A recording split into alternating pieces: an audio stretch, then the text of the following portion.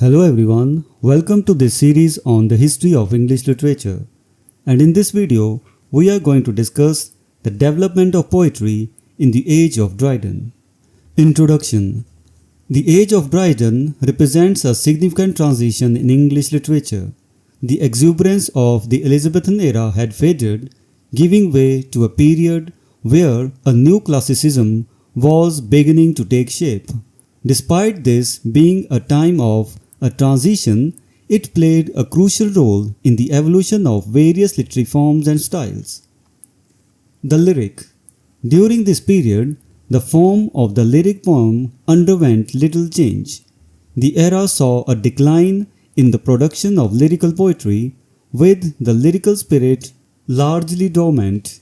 John Dryden stands out as the most prominent lyrical poet of the time, but beyond him, the contributions were sparse and largely confined to the works of courtiers like the Earl of Dorset, the Earl of Rochester, and Sir Charles Sedley. These poets, though skilled, approached their craft with a certain fashionable irresponsibility, often dealing with themes of love in a manner that was more artificial than heartfelt. Their work was heavily influenced by the Caroline poets of the pre-Civil War era, showing little in the way of originality. The Ode. In the realm of the Ode, John Dryden once again emerges as the dominant figure. His odes, particularly those written for the anniversary of Saint Cecilia's Day and his elegiac ode on the death of Mrs. Anne Killigrew, are among the finest examples of the form in any period. These works are characterized by their use of the irregular pendyric meter, which under Dryden's hand is infused with a high passion that lends real fire and energy to what might otherwise be considered an artificial medium. One of the most notable aspects of Dryden's odes is their ability to transcend the constraints of the form, achieving a level of emotional depth and intensity that resonates with readers across time. The opening lines of this elegy for Mrs. Killigrew, for instance, demonstrate his mastery of language and his ability to evoke a profound sense of loss and transcendence.